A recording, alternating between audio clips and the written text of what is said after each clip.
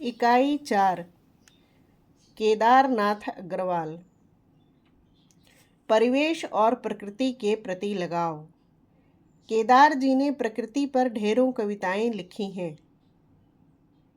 बुंदेलखंड की प्रकृति और प्राकृतिक परिवेश उनकी कविताओं में जीवंत होकर आया है। अपने परिवेश और प्रकृति से केदार जी का यह लगाव जीवन के प्रति गहरी आसक्ति का ही सूचक है। प्रकृति के बारे में अपने विचार प्रस्तुत करते हुए केदार जी कहते हैं, प्रकृति में हम रहते हैं जो हमारे लिए माँ है, उसी को हमने अपने आज के साहित्य से निष्कासित कर दिया है और हम हो गए हैं प्रकृति विहीन निस्संग आदमी। प्रकृति और जीवन से उद्भूत हुआ करता है सौंदर्य। यह सौंदर्य केदार की प्रकृति संबंधी कविताओं में बिखरा पड़ा है। एक प्रगतिशील कवि प्रकृति पर कविताएं लिखता है तो प्रकृति को भी वह सामाजिक यथार्थ से भिन्न करके नहीं देखता। केदार जी का प्रकृति चित्रण भी सामाजिक वास्तविकता और यथार्थ के अनुभव से विच्छिन्न नहीं है। इसीलिए गेहूं की लहलहाती फसल केदार जी को हिम्मत वाली लाल फौज की याद दिलाती है। टाट पार चौड़े खेतों में चारों ओर दिशाएं घेरे, लाखों की अगणित संख्या में ऊंचा गेहूं डटा खड़ा है। ताकत से मुट्ठी बांधे हैं, नोकीले भाले ताने हैं, हिम्मत वाली लाल फौज सा मर मिटने को झूम रहा है। बुंदेलखंड की प्रकृति और किसानी परिवेश केदार जी की कविताओं में इतना रच बस कर आता है कि मानो यही उनकी रचना दृष्टि का प्रेरक तत्व है। चंद्रगहना से लौटती बार में वे एक मेड़ पर बैठ जाते हैं और देखते हैं एक बीते के बराबर यह हरा ठिगना चना बांधे मुरेठा शीश पर छोटे गुलाबी फूल का सजकर खड़ा है। केदार जी को प्रकृति के वे रूप अधिक भाते हैं जिनमें गीत, जीवन, खुलापन, उत्साह और उमंग की अभिव्यक्ति होती है। इसलिए उन्हें धूप, नदी, पहाड़, बादल, हवा, फसलें बहुत आकृष्ट करती हैं। धूप धरा पर उतरी जैसे शिव के जटाजूट पर नभ से गंगा उतरी। केदार जी को जैसे उगते सूरज की धूप बहुत प्रिय है, उसी तरह वसंत ऋतु भी बहुत प्रिय है। सरसों और फागुन उनकी कविता में एक साथ दिखाई देते हैं। और सरसों की न पूछो, हो गई सबसे सयानी, हाथ पीले कर लिए हैं, ब्याह मंडप में पधारी, फाग गाता मास फागुन, आ गया है आज जैसे। प्रकृति के प्रति गहरे लगाव के कारण वसंत ऋतु में खिले फूल ही केदार को आकृष्ट नहीं करते, बल्कि छोटे से पोखर के तले उगी हुई घास देखकर भी वे उल्लसित होते हैं। और पैरों के तले है एक पोखर, उठ रही है इसमें लहरियां, नील तल में जो उगी है घास भूरी। केदार जी की एक बहुत प्रसिद्ध कविता है बसंती हवा, जिसमें मुक्ति की कामना बड़े ही उदात्त ढंग से अभिव्यक्त हुई है। अनोखी हवा हूँ, बड़ी बावली हूँ, बड़ी मस्त मौला, नहीं कुछ फिक्र है, बड़ी ही निडर हूँ, जिधर चाहती हूँ उधर घूमती हूँ, मुसाफिर अजब हूँ।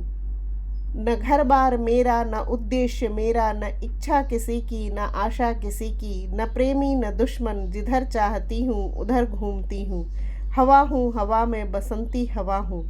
आपने देखा कि केदार का प्रकृति चित्रण उनके प्राकृतिक परिवेश, स्थानिकता, उनकी सामाजिक विचारधारा और यथार्थ बोध से गुथा हुआ है। प्रेम संबंधी कविताएं। कुछ लोगों का यह मानना है कि प्रगतिशील कवि केवल मजदूर और किसानों के बारे में ही लिखता है, जीवन के अन्य पक्षों के बारे में वह नहीं लिखता। यह बात उन कवियों के बारे में सही हो सकती है जो प्रगतिशीलता को एक वाद या नारे के रूप में अपनाते हैं, किंतु सच्चे प्रगतिशील कवि जीवन को उसकी समग्रता में ग्रहण करते हैं और जीवन का कोई भी पक्ष उनके लिए त्याज्य नहीं होता। प्रगतिशीलता उनकी जीवन दृष्टि का भाग होती है।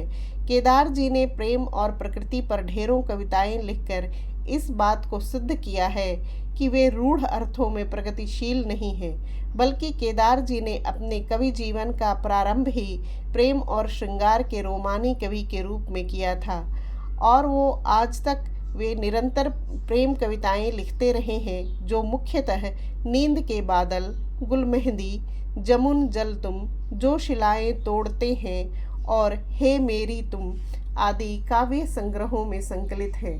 केदार जी का प्रेम रोमांटिक कवियों की तरह भावुकता से सना पगा और काल्पनिक नहीं रहा है।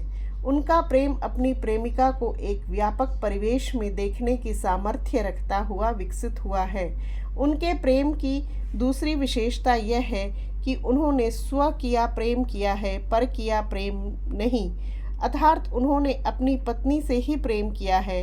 वे आरंभ से ही सामाजिक मर्यादित प्रेम के हिमायती रहे हैं। स्व किया प्रेम की यह विशेषता होती है कि आठों पहर मधुचर्या करने की बजाय प्रेमी एक दूसरे के जीवन के विभिन्न अनुभवों में हिस्सा बटाते हैं, जबकि पर किया प्रेम में सामाजिक मर्यादा के साथ साथ व्यक्ति अपने दायित्व बोध को भी भुला बैठता है।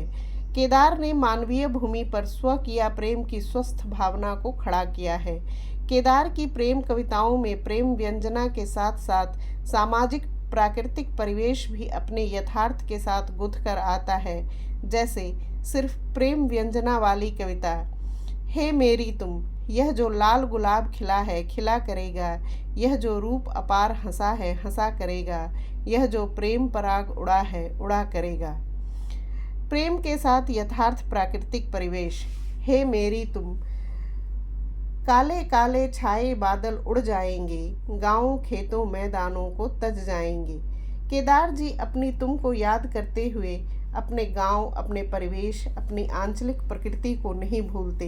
हिंदी में शायद ही किसी कवि ने प्रेम संबंधी कविताओं में अपने गांव को इतने विस्तार से याद किया है। प्यारी मेरे जन्म गांव में, प्यारी उस लड़कपन वाले गांव में, प्यारी उस पढ़ाई वाले गांव में, प्यारी उसी रामलीला वाले गांव में, प्यारी उसी कमसिन गांव में, अपने प्यारे गांव में नैनी से तुमको लाया हूँ। केदार जी की प्रेम संबंधी कविताओं में प्रकृति का प्रेम, कविता का प्रेम, पत्नी का प्रेम इनका संगम हो जाता है। यह विशेषता उनके अपने व्यक्तित्व के विकास से ही संभव हुई है। जैसे जैसे उम्र ढलती है, शेष जीवन के लिए प्रेम उतना ही महत्वपूर्ण होता जाता है।